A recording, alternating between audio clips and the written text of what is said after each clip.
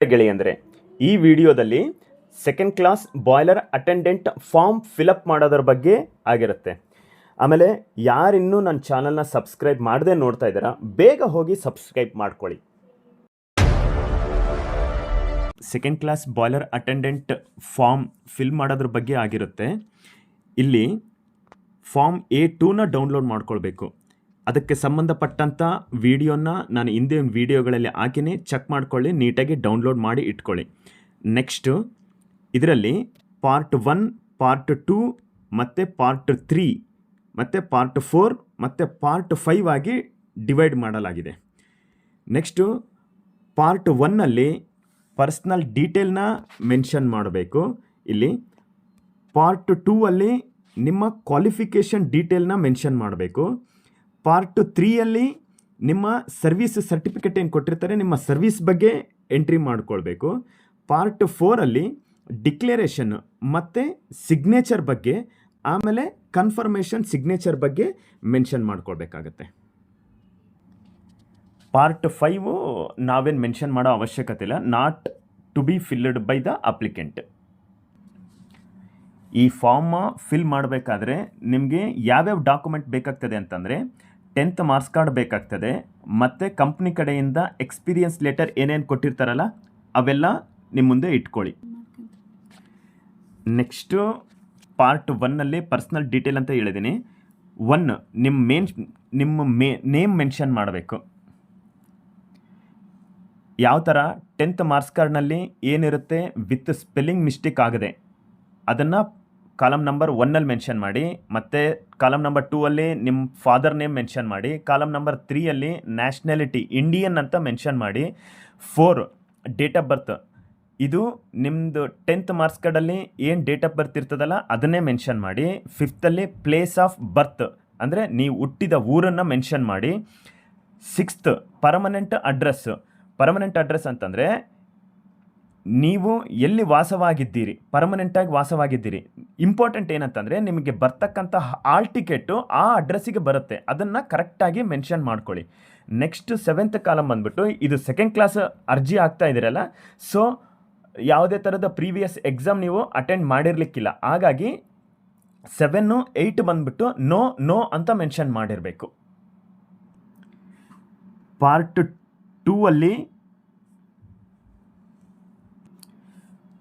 2ಅಲ್ಲಿ education ಡೀಟೇಲ್ನ mention ಮಾಡಬೇಕು. ಇಲ್ಲಿ serial number 1 ಇಲ್ಲಿ ಏನೇನು ಬೇಕಾಗತ್ತೆ, ಸೆಕೆಂಡ್ ಕ್ಲಾಸ್ ಎಕ್ಸಾಮಿಗೆ ಹಾಕಿರ್ತಕ್ಕಂಥ ಕಾರಣದಿಂದ ಅಲ್ಲಿ ಎಜುಕೇಷನ್ ಕ್ವಾಲಿಫಿಕೇಷನ್ ನಮಗೇನು ಬೇಕು, ಸೆಕೆಂಡ್ ಕ್ಲಾಸಿಗೆ 10th ಪಾಸ್ ಆಗಿರಬೇಕು, SSLC ಕಂಪಲ್ಸರಿ ಪಾಸ್ ಆಗಿರಬೇಕು ಅಂತೇಳ್ಬಿಟ್ಟು ಮೆನ್ಷನ್ ಆಗಿರ್ತದೆ. ಹಾಗಾಗಿ ಅರ್ಹತೆ ನಿಮಗೆ ಏನು ಬೇಕಿಲ್ಲಿ 10th ಮಾರ್ಕ್ಸ್ ಕಾರ್ಡ್ನ ಡೀಟೇಲ್ನ ಮೆನ್ಷನ್ ಮಾಡಬೇಕು. ಕಾಲಮ್ ನಂಬರ್ 1ನಲ್ಲಿ serial number 1, number of certificate 10th marks card ಹೆಚ್ಚಿರುತ್ತೆ 1 ಅಂತ ಮೆನ್ಷನ್ ಮಾಡಿ. ಆಮೇಲೆ ಕ್ಲಾಸ್ ಆಫ್ ಸರ್ಟಿಫಿಕೇಟ್ನಲ್ಲಿ SSLC ಅಂತ ಮೆನ್ಷನ್ ಮಾಡಿ. ಆಮೇಲೆ ಪ್ಲೇಸ್ ಆಫ್ ಇಶ್ಯೂ ನಿಮ್ಮ ಸ್ಕೂಲ್ ಹೆಸರು ಮತ್ತು ಊರಿನ ಹೆಸರನ್ನ ಮೆನ್ಷನ್ ಮಾಡಿ. ಆಮೇಲೆ ಡೇಟ್ ಆಫ್ ಇಶ್ಯೂ ಬಂದ್ಬಿಟ್ಟು 10th ಮಾರ್ಕ್ಸ್ ಕಾರ್ಡಲ್ಲಿ ಕೆಳಗಡೆ ಮೆನ್ಷನ್ ಮಾಡಿರ್ತಾರೆ, ಯಾವ ಡೇಟಿಗೆ ನಿಮಗೆ ಪಾಸ್ ಆಗಿದ್ದಾನೆ ಕೊಟ್ಟಿದ್ದಾರೆ ಅಂತ ಹೇಳ್ಬಿಟ್ಟು ಅಲ್ಲಿ ಮೆನ್ಷನ್ ಮಾಡಬೇಕು. ಓಕೆ. ಆಮೇಲೆ if any time suspension are cancelled and if so state by whom ಅಂತ ಹೇಳ್ಬಿಟ್ಟು ಆಲ್ಮೋಸ್ಟ್ ಏನಾಗಿರುತ್ತೆ ಇಲ್ಲಿ no column number 6, column number 7, column number 8 no ಅಂತ ಮೆನ್ಷನ್ ಮಾಡಿ. ಒಂದು ವೇಳೆ ಏನಾದರೂ ಎಕ್ಸಾಮ್ ಟೈಮಲ್ಲಿ ಸಸ್ಪೆಂಡ್ ಆಗಿರೋದಾಗಲಿ ಏನಾದರೂ ಪ್ರಾಬ್ಲಮ್ ಆಗಿದ್ದರೆ ಮಾತ್ರ ಅಲ್ಲಿ ಮೆನ್ಷನ್ ಮಾಡಿ, ಡೀಟೇಲ್ನ ಮೆನ್ಷನ್ ಮಾಡಿ. ಏನೂ ಇಲ್ಲ ಸರ್ ನಾರ್ಮಲ್ ಪಾಸ್ ಆಗಿದೆ ಅಂತಂದರೆ ಅಲ್ಲಿ ಕಾಲಮ್ ನಂಬರ್ 6, 7, 8 ನೋ ಅಂತ ಮೆನ್ಷನ್ ಮಾಡಿ. ಈಗ ಕಾಲಮ್ ನಂಬರ್ 3ಯಲ್ಲಿ ಅಂತಂದರೆ ನಿಮ್ಮ ಕಂಪನಿ ಕೊಟ್ಟ ಎಕ್ಸ್ಪೀರಿಯನ್ಸ್ ಲೆಟರ್ಗಳನ್ನೆಲ್ಲ ಮುಂದೆ ಇಟ್ಕೊಳ್ಳಿ. ಫಸ್ಟು ಸೀರಿಯಲ್ ನಂಬರ್ 1ನಲ್ಲಿ ಡೇಟ್ ಆಫ್ ಟೆಸ್ಟಿಮೇಷನಲ್ಲಿ ಅಂದರೆ ಎಕ್ಸ್ಪೀರಿಯನ್ಸ್ ಲೆಟರ್ನ ಯಾವ ಡೇಟಿಗೆ ಕೊಟ್ಟಿದ್ದಾರೆ ಆ ಡೇಟ್ನ ಮೆನ್ಷನ್ ಮಾಡ್ಕೊಳ್ಳಿ. ನೆಕ್ಸ್ಟು ಎಕ್ಸ್ಪೀರಿಯನ್ಸ್ ಲೆಟರ್ಗೆ ಯಾರು ಕನ್ಫರ್ಮೇಷನ್ ಸಿಗ್ನೇಚರ್ ಮಾಡಿದಾರನೋ ಅವರ ಹೆಸರು ಮತ್ತು ಅವ್ರ ಡೆಸಿಗ್ನೇಷನ್ ಅಂದರೆ ಸಿ ಜಿ ಎಮ್ ಸಾರ್ ಆಗಿರ್ಬೋದು, ಡಿ ಜಿ ಎಮ್ ಸಾರ್ ಆಗಿರ್ಬೋದು, ಮ್ಯಾನೇಜರ್ ಆಗಿರ್ಬೋದು, ಎಚ್ ಒ ಡಿ ಸಾರ್ ಆಗಿರ್ಬೋದು. ಅಂದರೆ ಆ ಡೆಸಿಗ್ನೇಷನ್ನ ನೀವು ಅಲ್ಲಿ ಮೆನ್ಷನ್ ಮಾಡಬೇಕಾಗತ್ತೆ. ಆಮೇಲೆ column number 4 address of factory of workshop. ಅಂದರೆ ಇಲ್ಲಿ ಏನಂತಂದರೆ ನೀವು ಎಲ್ಲಿ ಕೆಲಸ ಮಾಡ್ತಿರ್ತಕ್ಕಂತಹ ಇಂಡಸ್ಟ್ರಿ ಹೆಸರು ಮತ್ತು ಅದಕ್ಕೆ ಆ ಇಂಡಸ್ಟ್ರಿಗೆ ಸಂಬಂಧಪಟ್ಟಂಥ ಅಡ್ರೆಸ್ನ ನೀವು ಮೆನ್ಷನ್ ಮಾಡಬೇಕಾಗುತ್ತೆ. Next number, type and heating surface of the boiler. ಇಲ್ಲಿ ಏನು ಅಂತಂದರೆ ಫಸ್ಟ್ ಬಾಯ್ಲರ್ ರಿಜಿಸ್ಟ್ರೇಷನ್ ನಂಬರ್ ಅಂದರೆ KTK ಸಮಥಿಂಗ್ 2671. ಅಂದರೆ ಎಕ್ಸಾಂಪಲ್ ನಾನು ಹೇಳ್ತಾ ಇದ್ದೀನಿ, KTK ಆ ಥರದ್ದು ನಿಮ್ಗೆ ಆಲ್ರೆಡಿ ಎಕ್ಸ್ಪೀರಿಯನ್ಸ್ ಸರ್ಟಿಫಿಕೇಟಲ್ಲಿ ಎಲ್ಲ ಕಂಪ್ಲೀಟಾಗಿ ಮೆನ್ಷನ್ ಮಾಡಿರ್ತೀರಿ. KTK ರಿಜಿಸ್ಟರ್ ನಂಬರು ಮತ್ತು ಟೈಪ್ ಬಂದ್ಬಿಟ್ಟು ಫೈರ್ ಟು ಬಾಯ್ಲರಾ, ವಾಟರ್ ಟು ಬಾಯ್ಲರಾ ಅಂತ ಹೇಳ್ಬಿಟ್ಟು, ಮತ್ತು ಹೀಟಿಂಗ್ ಸರ್ಫೇಸ್ ಏರಿಯಾ ಎಷ್ಟು ಸ್ಕ್ವೇರ್ ಮೀಟರ್ ಅದು ಇರುತ್ತಲ್ಲ ಅದನ್ನು ಮೆನ್ಷನ್ ಮಾಡಬೇಕು. ನೆಕ್ಸ್ಟು ಎಲ್ಲ ನಿಮ್ಮ ಎಕ್ಸ್ಪೀರಿಯನ್ಸ್ ಲೆಟ್ರಲ್ಲಿ ಏನಿರುತ್ತೋ ಅದನ್ನೇ ಮೆನ್ಷನ್ ಮಾಡಬೇಕು. ನೆಕ್ಸ್ಟು ಕೆಪಾಸಿಟಿ ಅಂದರೆ ಎಷ್ಟು ಟನ್ ಕೆಪಾಸಿಟಿ ಆಫ್ ಬಾಯ್ಲರ್, ಅಂದರೆ ಎಷ್ಟು ಟನ್ ಬಾಯ್ಲರ್ ಕೆಪಾಸಿಟಿನ ನೀವಲ್ಲಿ ಮೆನ್ಷನ್ ಮಾಡಬೇಕಾಗುತ್ತೆ. Next service of the applicant. ಇಲ್ಲಿ ಸರ್ವಿಸ್ ಆಫ್ ದ ಅಪ್ಲಿಕೆಂಟ್ ಅಂತಂದರೆ ಎಲ್ಲಿ ಎಷ್ಟು ಇಂಡಸ್ಟ್ರಿನಲ್ಲಿ ವರ್ಕ್ ಮಾಡಿದಿರಿ ಅನ್ನೋದ್ರ ಬಗ್ಗೆ ಇರುತ್ತೆ. ಅಂದರೆ ಇವಾಗ ಅಕಸ್ಮಾತು ನೀವು ಇಲ್ಲೇನು ಮೆನ್ಷನ್ ಮಾಡಿರ್ತೀರಲ್ಲ ಫಸ್ಟ್ ಎಕ್ಸ್ಪೀರಿಯನ್ಸ್ ಲೆಟ್ರದು, ಅಲ್ಲಿ ಡೇಟ್ ಆಫ್ ಜಾಯ್ನಿಂಗ್ ಮೆನ್ಷನ್ ಮಾಡಬೇಕು. ಒಂದು ವೇಳೆ ಒಂದೇ ಇಂಡಸ್ಟ್ರಿನಲ್ಲಿ ಕೆಲಸ ಮಾಡಿದರೆ ಟಿಲ್ ಎಂಡ್ ಅಂತ ಹಾಕ್ರಿ. ಇಲ್ಲ ಅಂತಂದರೆ 2-3 ಫ್ಯಾಕ್ಟ್ರಿನಲ್ಲಿ ಕೆಲಸ ಮಾಡಿದರೆ ಎಲ್ಲಿಂದ ಎಲ್ಲಿವರೆಗೆ ಮಾಡಿದ್ರಿ, ಆಮೇಲೆ ಇನ್ನೊಂದು ಫ್ಯಾಕ್ಟ್ರಿ ಎಲ್ಲಿಂದ ಇಲ್ಲಿವರೆಗೆ ನಾವು ಕೆಲಸ ಮಾಡ್ತೀವಿ ಅಂದರೆ ಟಿಲ್ ಡೇಟ್. ಅಂದರೆ ಎಷ್ಟಾಯಿತು, 2 ಫ್ಯಾಕ್ಟ್ರಿ ಆಯಿತು. ಒಂದು ವೇಳೆ 3 ಫ್ಯಾಕ್ಟ್ರಿನಲ್ಲೇ ನೀವು ಕೆಲಸ ಮಾಡಿದರೆ ಯಾವ ಫ್ಯಾಕ್ಟ್ರಿ ಎಲ್ಲಿಂದ ಎಲ್ಲಿವರೆಗೆ ಬಾಯ್ಲರ್ ಡೀಟೇಲು, ಕೆಪಾಸಿಟಿ, ಮತ್ತು ಎರಡನೇದು ಎಲ್ಲಿಂದ ಎಲ್ಲಿವರೆಗೆ ಎಷ್ಟು ದಿನ ಆಯಿತು.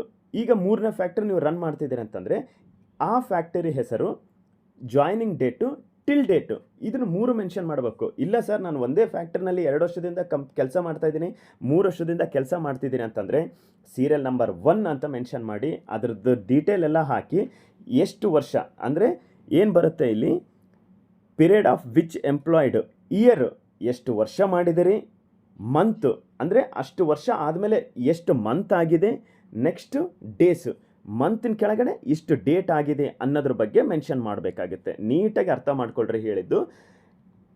ಒಂದೇ ಕಂಪ್ನಿಯಲ್ಲಿ ಆದರೆ ಜಾಯ್ನಿಂಗ್ ಡೇಟು, ಟಿಲ್ ಡೇಟ್ ಅಂತ ಹಾಕ್ಬಿಡಿ. ಎರಡನೇದಾಗಿ 2-3 ಆಗಿದ್ದರೆ ಕಂಪ್ಲೀಟಾಗಿ ಸರ್ವಿಸ್ನ ಮೆನ್ಷನ್ ಮಾಡಬೇಕು. ನೆಕ್ಸ್ಟು ಇಲ್ಲಿ ಕೆಳಗಡೆ ಕೊಟ್ಟಿದ್ದಾನೆ ABC ಅಂದರೆ ಟೋಟಲ್ ಸರ್ವಿಸ್ಸು.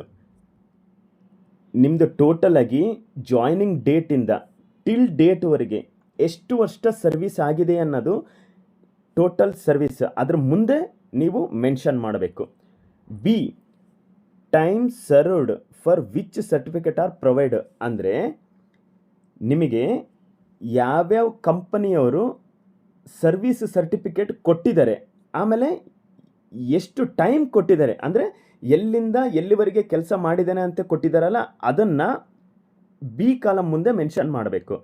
ಕಾಲಮ್ ನಂಬರ್ 3ಯಲ್ಲಿ ಒಂದು ವೇಳೆ ನಿಮಗೆ ಆ ಕಂಪನಿಯವರು ಎಕ್ಸ್ಪೀರಿಯನ್ಸ್ ಲೆಟರು ಅಂದರೆ ಸರ್ವಿಸ್ ಸರ್ಟಿಫಿಕೇಟ್ ಕೊಟ್ಟಿಲ್ಲ ಅನ್ನೋದಾದರೆ ಎಷ್ಟು ಪೀರಿಯಡ್ ಆಫ್ ಟೈಮು ಅಂದರೆ ಇಲ್ಲಿಂದ ಇಲ್ಲಿವರೆಗೆ ನೀವು ಮಾಡಿದ್ದು ಆ ಡೇಟಿನವರೆಗೆ ನನ್ನ ಹತ್ರ ಯಾವುದೇ ಥರದ್ದು ಸರ್ವಿಸ್ ಸರ್ಟಿಫಿಕೇಟ್ ಇಲ್ಲ ಅನ್ನೋದು ಇಲ್ಲಿ ಮೆನ್ಷನ್ ಮಾಡಬೇಕು. ಓವರಾಲ್ ಆಗಿ BC 2 ಟೈಮ್ನ ಕೌಂಟ್ ಮಾಡಿದರೆ ಟೋಟಲ್ ಸರ್ವಿಸ್ಗೆ ಈಕ್ವಲ್ ಬರಬೇಕು. ಅದು ಇಲ್ಲಿ ಕಾಲಮ್ ನಂಬರ್ ABC ಅಲ್ಲಿ ಮೆನ್ಷನ್ ಆಗಿದೆ. ನೆಕ್ಸ್ಟು ಪಾರ್ಟ್ 4ಅಲ್ಲಿ ಏನೇನಿದೆ, ಡಿಕ್ಲರೇಷನ್ ಮತ್ತು ನಾನು ಸಬ್ಮಿಟ್ ಮಾಡಿದ ಎಲ್ಲ ಡಾಕ್ಯುಮೆಂಟ್ಗಳು ಫೇಕ್ ಮಾಡಿಲ್ಲ, ಟ್ರೂ ಮತ್ತು ಕರೆಕ್ಟಾಗಿ ಇದೆ ಅಂಥೇಳಿ ನೀವು ಕೆಳಗಡೆ ಇಲ್ಲಿ ಸಿಗ್ನೇಚರ್ ಮಾಡಬೇಕು ಮತ್ತು ಆ ಡೇಟ್ನ ಮೆನ್ಷನ್ ಮಾಡಬೇಕು. ನೀವು ಸಿಗ್ನೇಚರ್ ಮಾಡಬೇಕು, ಮೊಬೈಲ್ ನಂಬರ್ ಬರೀಬೇಕು, ನಿಮ್ಮ ಇಮೇಲ್ ID ಬರೀಬೇಕು, ಆಮೇಲೆ ಪ್ರೆಸೆಂಟ್ ನೀವು ಎಲ್ಲಿದ್ದೀರಲ್ಲ ಆ ಅಡ್ರೆಸ್ನ ಬರೀಬೇಕು. ಮೇ ಬಿ ಇಂಡಸ್ಟ್ರಿನಲ್ಲಿ ಕ್ವಾರ್ಟರ್ಸ್ ಕೊಟ್ಟಿರ್ಬೋದು, ಇಲ್ಲಾಂತಂದರೆ ಯಾವ ಇಂಡಸ್ಟ್ರಿನಲ್ಲೇ ಕೆಲಸ ಮಾಡಿರ್ತೀರಲ್ಲ ರಿಲೇಟೆಡ್, ಅಂದರೆ ನೀವು ಎಲ್ಲಿ ಸ್ಟೇ ಆಗಿದ್ದೀರಲ್ಲ ಆ ಅಡ್ರೆಸ್ನ ನೀವು ಮೆನ್ಷನ್ ಮಾಡಬೇಕು. Next signature of the presence of signature. ಇಲ್ಲಿ ಏನು ಹೇಳಿದ್ದಾರೆ ನಿನಗೆ ನಾನಿಲ್ಲಿ ನಿಮಗೆ ಮೆನ್ಷನ್ ಮಾಡಿದ್ದೀನಿ ನೋಟಿಫಿಕೇಷನಲ್ಲಿ. ಕಾಲಮ್ ನಂಬರ್ 4 ನೋಡಿ, ಕಾಲಮ್ ನಂಬರ್ ಪಾರ್ಟ್ ನಂಬರು ಸಾಮಾನ್ಯ ಸೂಚನೆಗಳಲ್ಲಿ ಅರ್ಜಿಯಲ್ಲಿ ಅಭ್ಯರ್ಥಿ ಭರ್ತಿ ಮಾಡಿರುವ ನಮೂನೆಯ ಭಾಗವನ್ನು ಭರ್ತಿ ಮಾಡಿ ಅದರ ಮೇಲೆ ಸಹಿ ಮಾಡಬೇಕು ಹಾಗೂ ಅದರ ಕೆಳಗಡೆ ಅಭ್ಯರ್ಥಿಗೆ ಸೇವಾ ಪ್ರಮಾಣ ಪತ್ರ ನೀಡಿ ಸಹಿ ಮಾಡಿದ ವ್ಯಕ್ತಿಯೇ ಸಹಿ ಮಾಡಿ ದೃಢೀಕರಿಸತಕ್ಕದ್ದು. ಇದೇನು ಮೆನ್ಷನ್ ಮಾಡಿದಲ್ಲ ಅದ್ರ ಪ್ರಕಾರನೇ ಇಲ್ಲಿ ಏನು ಮಾಡಬೇಕಂತಂದರೆ ಸರ್ವಿಸ್ ಸರ್ಟಿಫಿಕೇಟಲ್ಲಿ ನಿಮ್ಮ HOD ಸಾರು ಆಮೇಲೆ CGM ಸಾರ್ ಆಗಿರ್ಬೋದು, ಯಾರು ಸಿಗ್ನೇಚರ್ ಮಾಡಿ ನಿಮಗೆ ಕನ್ಫರ್ಮ್ ಮಾಡಿರ್ತಾರಲ್ಲ ಆ ಸರ್ ಸಿಗ್ನೇಚರ್ ಮಾಡಿ ಕೆಳಗಡೆ ಡೆಸಿಗ್ನೇಷನ್ನ ಮೆನ್ಷನ್ ಮಾಡಬೇಕು. ನೆಕ್ಸ್ಟ್ ಏನಿದೆ part 5 not to be filled by a applicant. ಓಕೆನಾ, ಇದಿಷ್ಟು ಪಾರ್ಟ್ ನಂಬರ್ 1, 2, 3, 4 ನೀಟಾಗಿ ಮೆನ್ಷನ್ ಮಾಡಿ ತಿದ್ದುಪಡಿ ಮಾಡಲಾರ್ದಂಗೆ ಒಂದ್ಸರಿ ವಿಡಿಯೋ ನೋಡಿ ನೀಟಾಗಿ ಮಾಡ್ಕೊಳ್ಳಿ. ಏನಾದರೂ ಡೌಟ್ ಇತ್ತು ಅಂತಂದರೆ ಕಮೆಂಟ್ ಬಾಕ್ಸಲ್ಲಿ ಹೇಳಿ, ನಾನು ಅದಕ್ಕೆ ಎಕ್ಸ್ಪ್ಲನೇಷನ್ ಕೊಡ್ತೀನಿ. ಈ ವಿಡಿಯೋ ನಿಮಗೆ ಯೂಸ್ಫುಲ್ ಅನಿಸಿದರೆ ಮಿಸ್ ಮಾಡದೆ ಲೈಕ್, ಶೇರ್ ಮತ್ತು ಸಬ್ಸ್ಕ್ರೈಬ್ ಮಾಡ್ಕೊಳ್ಳಿ.